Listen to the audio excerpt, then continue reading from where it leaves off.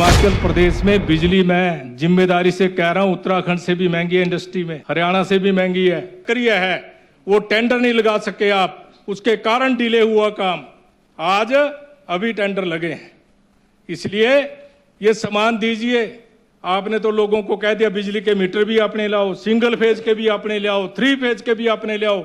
कल को तो आप ये कहेंगे पोल भी अपने आप परचेज करके ले आओ, सर्विस वायर भी आप अपनी ले आओ। इसलिए मैं आपसे कहना चाहता हूं, इस सिस्टम को सुधारने का प्रयास करिए ताकि लोगों को फैसिलिटी मिल सके। आप हिमाचल प्रदेश में बिजली मैं जिम्मेदारी से कह रहा हूं, उत्तराखंड से भी महंगी है इंडस्ट्री में, हरियाणा से भी महंगी है। और आपने तो सेस ही बहुत लगा दिए, मिल्क सेस लगा दिया, पर्यावरण सेस लगा दिया, और इंडस्ट्री पे तो तीसरा भी खनिज सेस भी लगाया आपने, क्योंकि आपने बैकडोर से सारे सेस लगाने हैं और बिजली की कॉस्ट बढ़ गई है।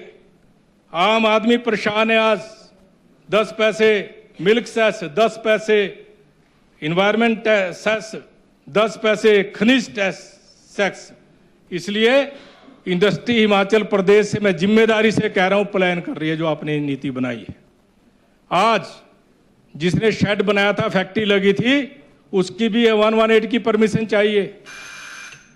आज जो 118 की परमिशन से इंडस्ट्री लगी है, अगर वो उसको इंडस्ट्री को बेचता है तो उसको भी 118 की परमिशन में जाना पड़ता है। इसको सरलीकरण करिए ताकि इंडस्ट्री यहां रहे। अगर आप इस तरह के सख्त नियम बनाएंगे तो हिमाचल प्रदेश में कोई व्यक्ति इंडस्ट्री लगाने भी नहीं आएगा। और आज कई लोग कहते हैं इंडस्ट्री से मिलता क्या है। मैं पोंटा का एग्जांपल दे रहा हूं आपको। कम से कम 20 से 22 हजार लोग काम करते हैं पोंटा साहब में। 3 से 4 हजार तो सिलाई के लोग पोंटा में काम करते हैं। 7 से 10 हजार लोग पोंटा के काम करते हैं। 2 से 3 हजार लोग हिमाचल प्रदेश के काम करते हैं। 7-8 हजार लोग बाहर के लोग काम करते हैं। तो क्या इंडस्ट्री ने रोजगार नहीं दिया लोगों को? डायरेक्ट इनडायरेक्ट में कितना रोजगार लोगों को दे रखा है। वो इंडस्ट्री आज पलायन कर रही है। हमारी जो गलत नीतियां, 118 की परमिशन की क्या जरूरत पड़ गई जब एक इंडस्ट्री को आपने पहले दे रखी है? उस जो इंडस्ट्री शेड में लगी है उसकी 118 की क्या परमिशन की जरूरत पड़ गई? इतने सख्त नियम आपने बना दिए।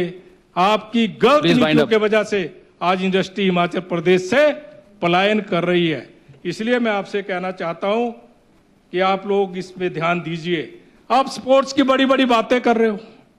मंत्री जी यहां है नहीं, सोलंकी जी का विधानसभा क्षेत्र है। राजकीय वरिष्ठ माध्यमिक पाठशाला माजरा एस्ट्रोटर्फ लगा 5 करोड़ की लागत से। 1.5 साल हो गए, एक ट्रांसफार्मर नहीं लगा और उसमें पानी देने में दिक्कत होती है, एस्ट्रोटर्फ उखड़नी शुरू हो गई है।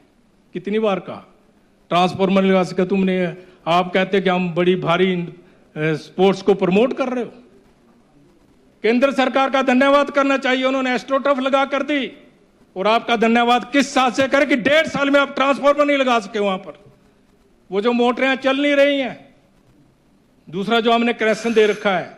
इसलिए मैं आपके माध्यम से कहना चाहता हूं, आदरणीय मुख्यमंत्री जी आप बैठे हैं, कम से कम एक ट्रांसफार्मर तो लगवा दो, चल जाए, खराब ना हो, प्रदेश की छवि खराब ना हो। ये मैं आपसे कहना चाहता हूं।